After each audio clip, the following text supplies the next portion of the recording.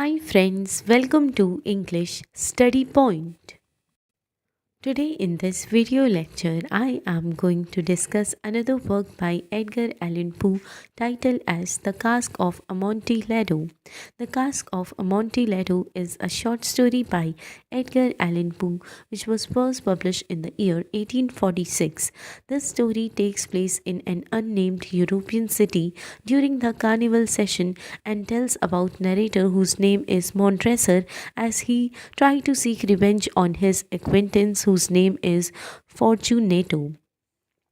So, this particular story follows the narrator whose name is Montresor, and he carefully plans and executes his plan to punish his acquaintance whose name is Fortunato. The story begins with Montresor explaining that he has been wronged by Fortunato and is seeking revenge.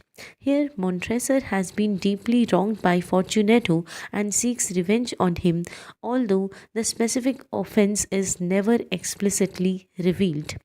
It is desire for taking retribution. Retribution means revenge that drives Montresor's actions throughout the narrative.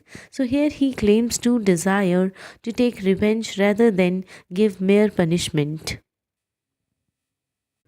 This particular story begins with Montresor encountering Fortunato at the carnival and using his knowledge of Fortunato's weakness for wine to lure him to the catacombs. Catacombs is a type of underground place where wines are kept for so long beneath his family's palazzo. Palazzo is a type of building. So here, a Montresor first encounters Fortunato during Carnival and convinces him to accompany him to his family's catacombs, where he promises to show him a cask of Amontillado, which is a kind of rare and expensive wine. Montresor here entices means tempts or attracts Fortunato with the promise of tasting a rare and prized wine, which is called as Amontillado. Fortunato, proudful of his wine, readily agrees to accompany Montresor to the catacombs. So here, Fortunato, who prides himself on his knowledge of wine, becomes so much excited at the prospect of tasting such a prized beverage. As they make their way through the catacombs, Montresor offers Fortunato opportunities to turn back due to the dampness and cold, which could potentially worsen Fortunato's ongoing cough. But Fortunato dismisses these concerns and continues.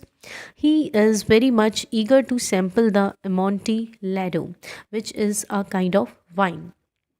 So here, these lines means that as they go into the depths of catacombs, Montresor cunningly manipulates his victim, exploiting Fortunato's arrogance and desire to prove himself as a connoisseur. Connoisseur means expert or specialist of wine.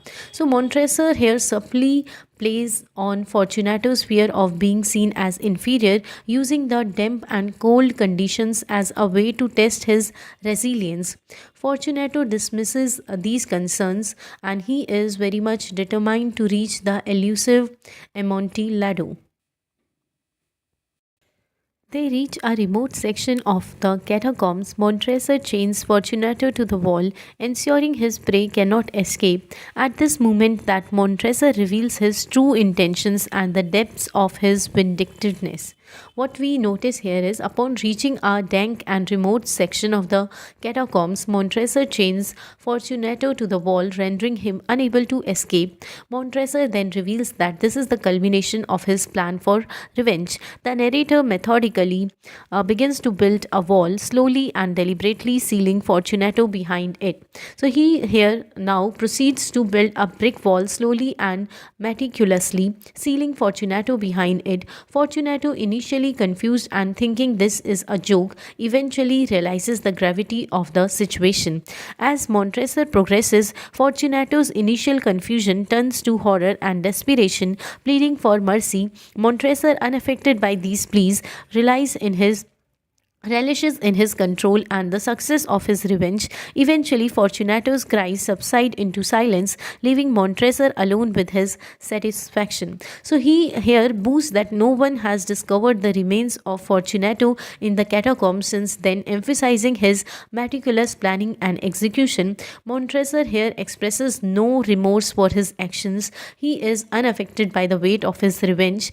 So, at last, this particular story concludes with the image of Montresor standing before the bones of his victim, which is like a testament to the power of deception and the dangers of unchecked pride and arrogance. So, no one has disturbed the catacombs since that night, and that he feels no guilt for his actions. What we begin to notice here is that this particular character, whose name is Montresor, he expresses no remorse for his actions. He actually is unaffected by the weight of his revenge. Then with this particular video lecture ends here. Hope this video lecture will help you in your UGC NET English Literature exams. Thank you.